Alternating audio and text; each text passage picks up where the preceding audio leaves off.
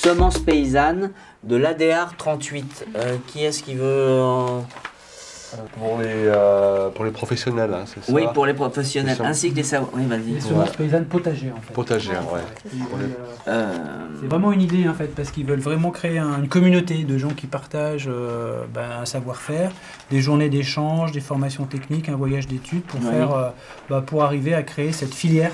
Là, il y a la notion de filière de semences paysannes locales, et j'imagine que ça peut être duplicable. En tout cas, c'est vraiment une idée, enfin une belle idée qui est portée, je crois, par une association qui est assez, l'ADR 38, qui est assez 110 adhérents, créée en 2006. Donc c'est pour l'association pour le développement de l'emploi agricole et rural en Isère. Et ça fait partie d'un réseau national, donc il y a une duplication aussi qui pourrait être envisagée, j'imagine.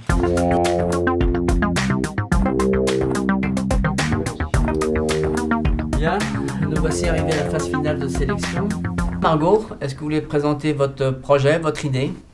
Oui, alors l'idée, je représente déjà le groupe porté par l'ADR.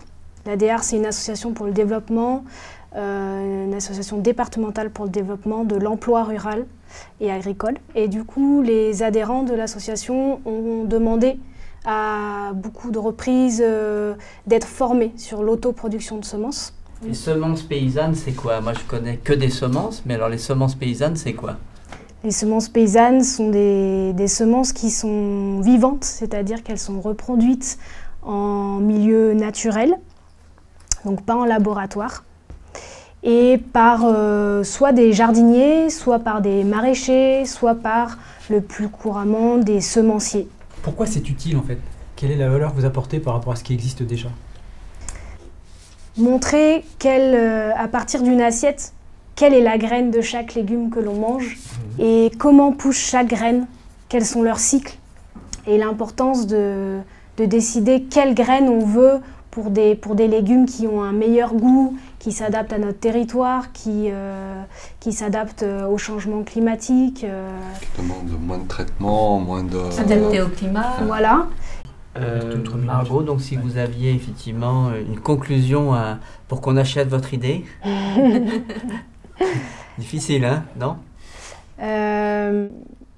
Et j'ai déjà commencé à faire des ateliers autour de la semence. Oui. Et moi, je trouve ça vraiment passionnant d'apprendre dès le plus jeune âge à quoi ressemble une graine de carotte et savoir comment elle pousse.